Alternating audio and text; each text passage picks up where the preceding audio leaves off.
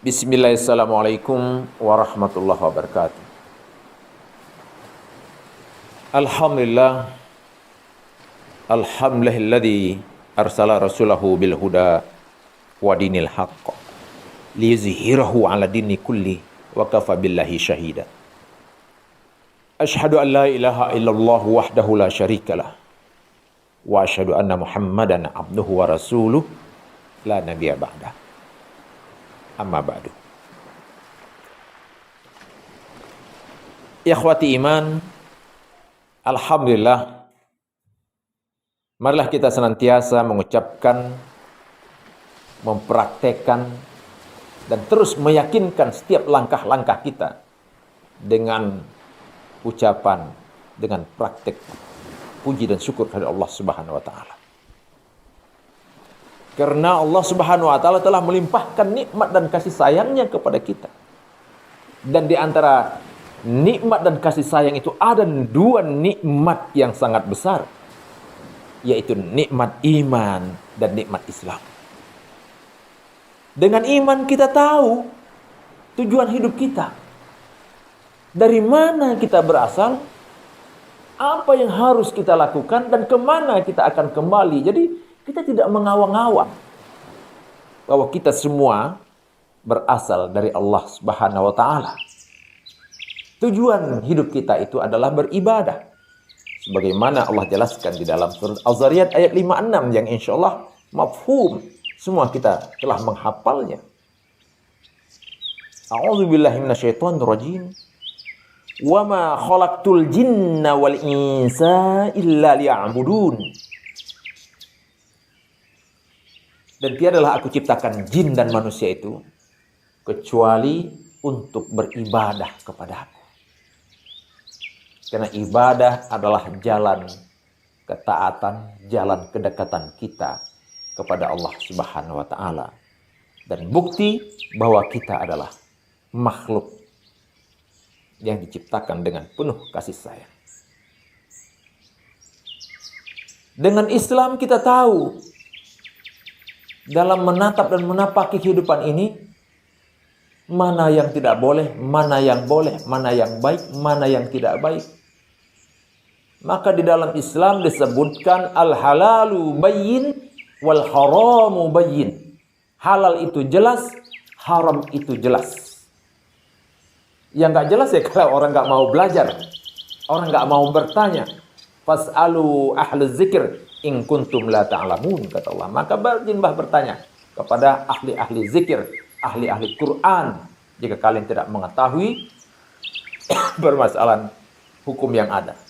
Sehingga kalau sudah bertanya, maka insya Allah ya, kita tahu mana yang baik, mana yang buruk, mana yang halal, mana yang haram.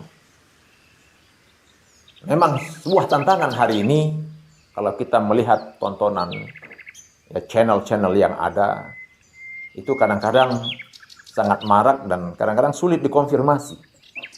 Maka kita butuh panduan-panduan yang sahih, panduan-panduan yang valid, ya, ulama-ulama yang memang sudah diakui ya dalam berbicara masalah hukum.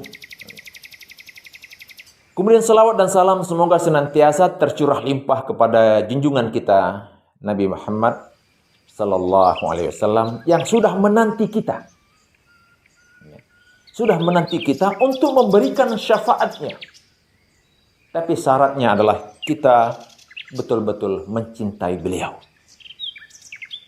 Ada dua jalan untuk mencintai Rasulullah, dan dengan dua jalan itu kita mendapatkan syafaatnya. Yang pertama tentu adalah kita sudah tahu semua, yaitu selawat. Allahumma salli ala Muhammad wa ala ali Muhammad. Kemudian yang kedua adalah menghidupkan sunnah-sunnahnya. Ihya'is sunnah. Jadi selawat itu harus dibuktikan dengan menghidupkan sunnah-sunnahnya. Itulah disebut kita dengan ittiba. Kita mengikuti Rasulullah sallallahu alaihi wasallam. Ikhwati iman, jumpa pertama kali kita jumpa, maka saya mengucapkan ahlan wa sahlan di channel Al-Watan atau Al-Watan Channel dalam program kita, kajian kita yaitu Teras Hikmah dengan judul 7 Jalan Keselamatan dalam Islam. Kita langsung ke yang pertama, bahwa jalan keselamatan yang pertama dalam Islam itu adalah akidah. Akidah itu mempunyai kekuatan untuk menyelamatkan kita dalam menempuh berbagai macam jalan kehidupan di dunia ini. Dalam sehari semalam tidak kurang kita mengucapkan 17 kali Iyyaka na'budu wa iyyaka nasta'in ihdinas siratal mustaqim. Hanya kepada Engkaulah kami menyembah, hanya kepada Engkaulah kami mohon pertolongan, tunjukilah kami jalan yang lurus. Jalan yang lurus artinya jalan yang selamat. Jalan yang selamat itu harus melewati pintu gerbang akidah yang lurus, aqidatun salimatun, akidah yang selamat, akidah yang tidak sesat. Dan sungguh kita ini adalah umat yang berbahagia, hadirin rahimakumullah.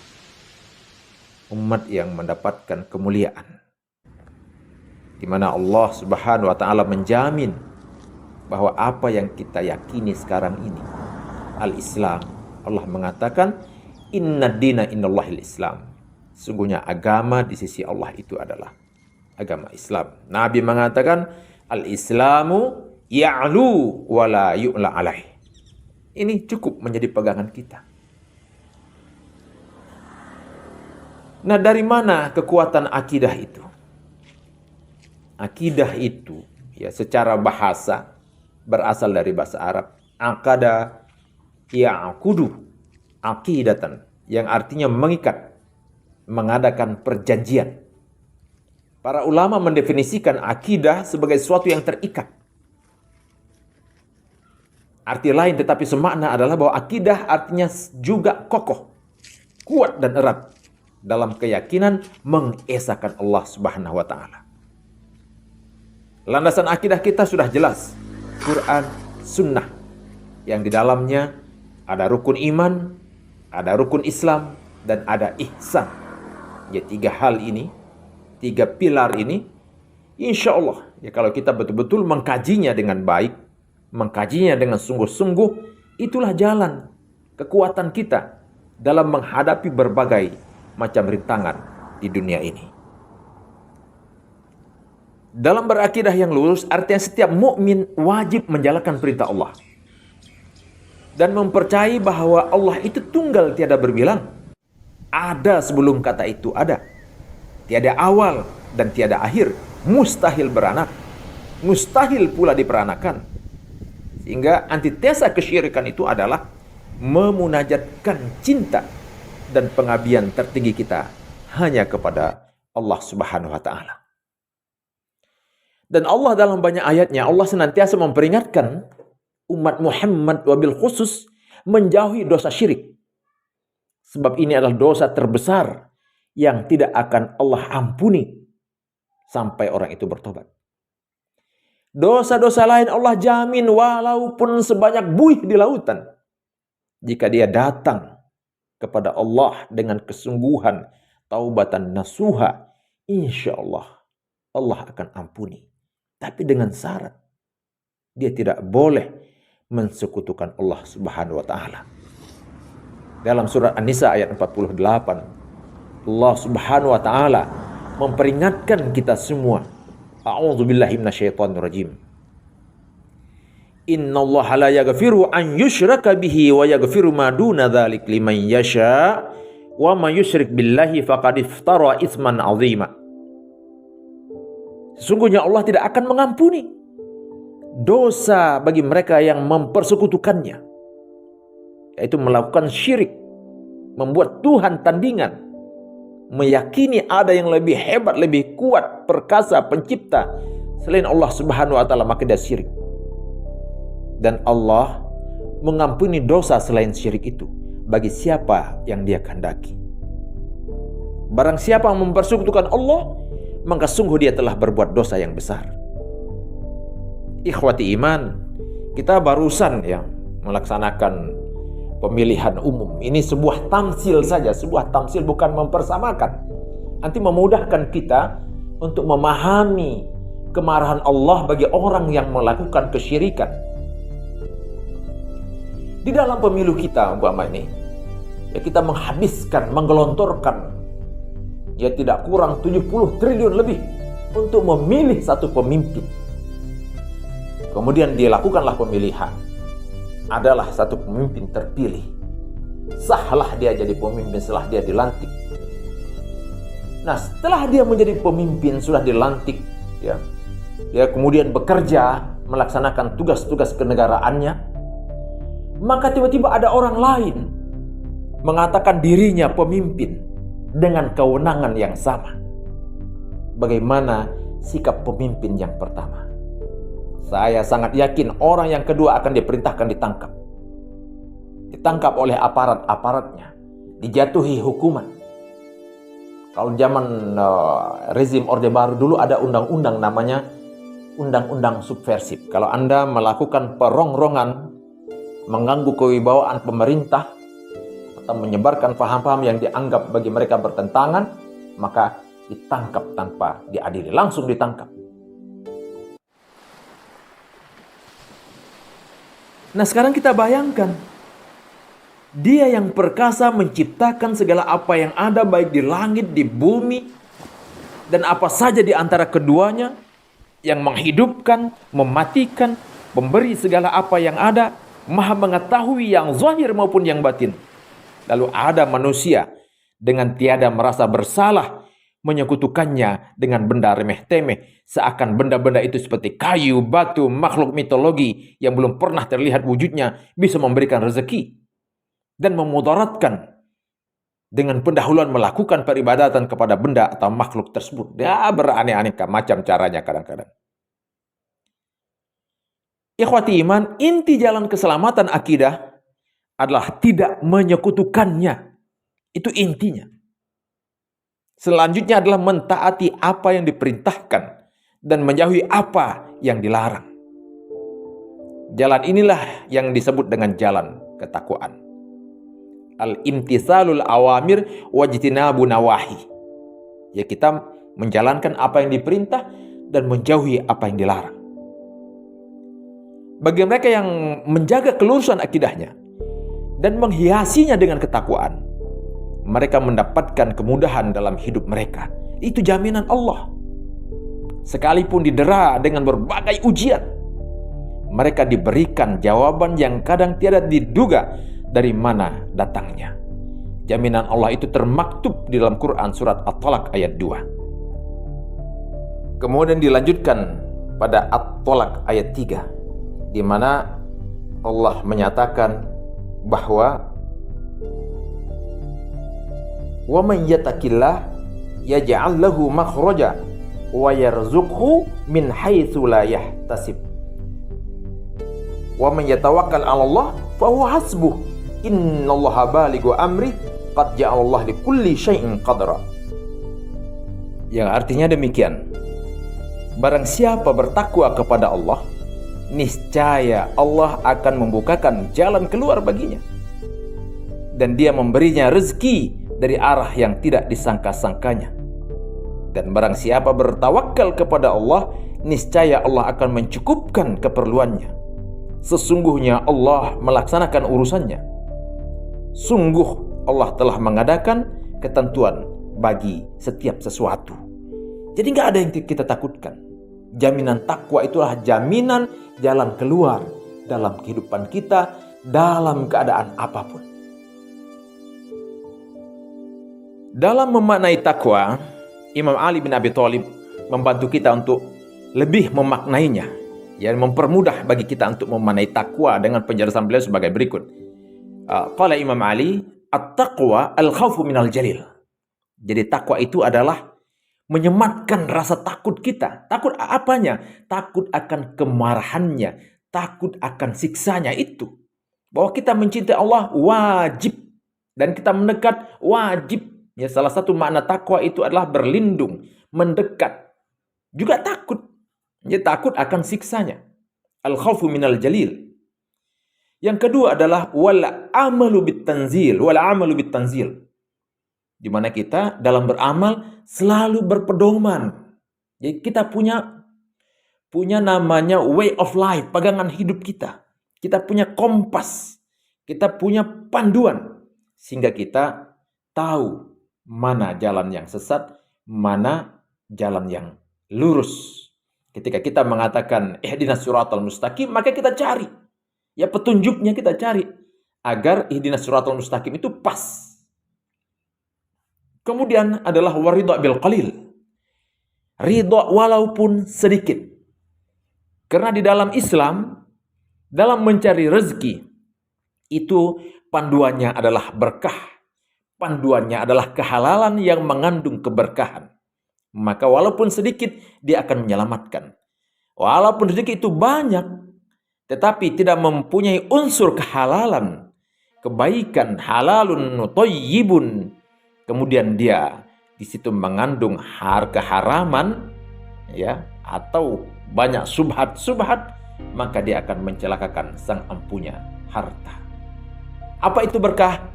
Berkah, Imam Al-Ghazali mengatakan ziyadatul khair, bertambah kebaikan pada apa yang kita miliki. Jadi apa yang kita miliki ini, kemudian kita merasakan ada kebaikan daripada yang kita miliki, baik secara zahir maupun batin.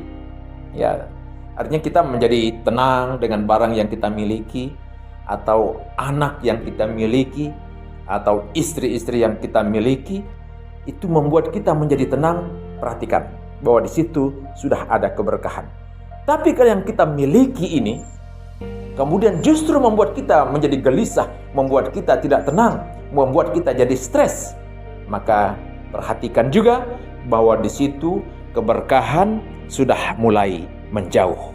Disitulah kita cepat-cepat kita kembali kepada Allah dengan istighfar, dengan melihat diri kita. Sebagaimana Ebit mengatakan, lihatlah ke dalam sebelum bicara, singkirkan debu yang masih melekat. Begitu kira-kira, ya. Kemudian yang terakhir adalah wal isti'dadu liyaumir rahil, dan mempersiapkan jalan panjang kita menuju kehadirat Allah Subhanahu wa taala yang dimulai dengan kematian dan kita menjumpai alam pertama, yaitu alam kubur. Nah, ikhwati iman, dalam mempersiapkan jalan kematian di mana kita semua akan menghadapi hari penghakiman, ada sebuah peristiwa agung yang menjadi dambaan setiap mukmin, yaitu melihat wajah Allah. Inilah keagungan surga yang terbesar dibanding dengan nikmat-nikmat lainnya.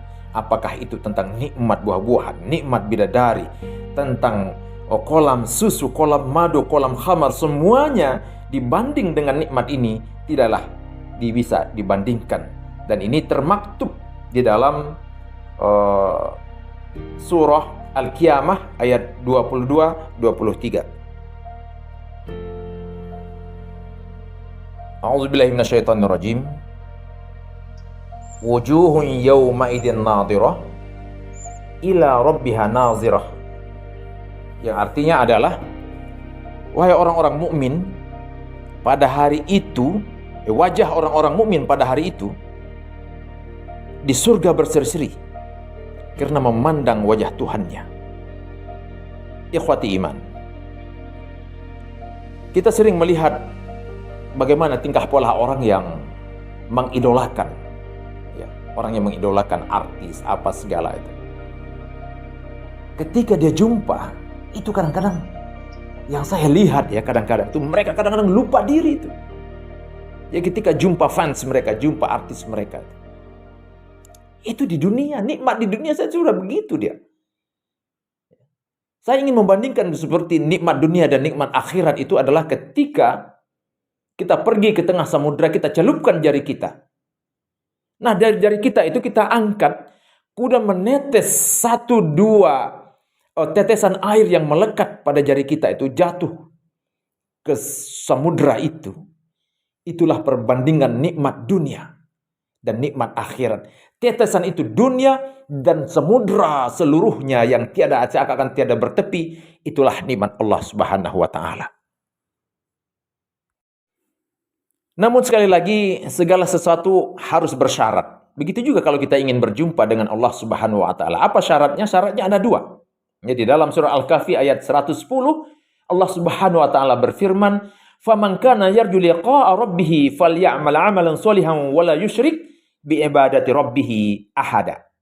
Barang siapa yang mengharap perjumpaan dengan Tuhannya, maka hendaklah ia mengerjakan amal saleh dan janganlah ia mempersekutukan dengan seorang pun dalam beribadah kepada Allah Subhanahu wa taala.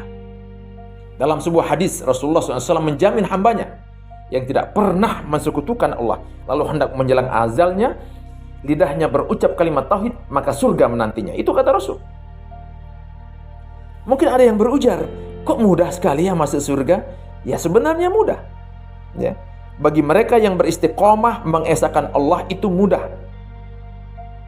Karena kalimat tauhid itu sangat sederhana. Siapapun bisa menghafalnya. Kadang-kadang ada orang menghafal diucapkan beribuan kali untuk mendapatkan berkah, untuk mendapatkan pertolongan Allah. Namun kalimat tauhid, sekali lagi, hakikat kalimat tauhid yang kita ucapkan di akhir hayat kita adalah kalimat persaksian amal kita. Bagi yang terbiasa jauh dengan Allah, tidak akan mudah mengucapkannya. Dan itu sudah terbukti di banyak peristiwa kematian. Memang ada jaminan Rasulullah SAW itu, "Man-kana akhiru kalamihi la ilaha illallah dakhalal jannah." Siapa saja yang di akhir perkataannya adalah kalimat la ilaha illallah, maka ia berhak masuk surga.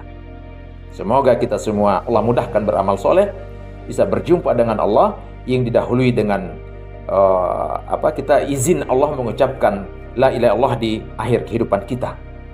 Ikhwati iman, sekali lagi, semoga kita ini ya termasuk orang-orang yang Allah beri kemudahan untuk membersihkan akidah kita sehingga kita bisa berjumpa dengan Allah. Ya, ada sebuah hadis dari Imam Nasai, hadis riwayat beliau, riwayat Imam Nasai nomor 1305, disahihkan oleh Al-Albani. Diajarkan cara kita berdoa untuk agar kita bisa melihat wajah Allah. Doanya begini, Allahumma inni as'aluka lazatan nazri ila wajhik wa syauqa ila liqa'ik fi ghairi dharra'a mudiratin wala fitnatin mudillatin. Saya ulangi ya. Allahumma inni as'aluka lazatan nazri ila wajhik wa syauqa ila liqa'ik fi ghairi dharra'a mudiratin wala fitnatin mudillatin. Yang artinya, ya Allah, aku mohon kepadamu kenikmatan memandang wajahmu di surga, rindu bertemu denganmu tanpa penderitaan yang membahayakan dan fitnah yang menyesatkan. Ya, semoga kita semua Allah berikan kemudahan untuk melihat wajahnya dan kita adalah tentu menjadi ahli-ahli surga. Ini bagian pertama dari the power of akidah, kekuatan akidah dalam rangka menatap dan menapaki jalan keselamatan dalam Islam. Terima kasih. Aku qauli hadza wa astaghfirullah li wa lakum. Wassalamualaikum warahmatullahi wabarakatuh.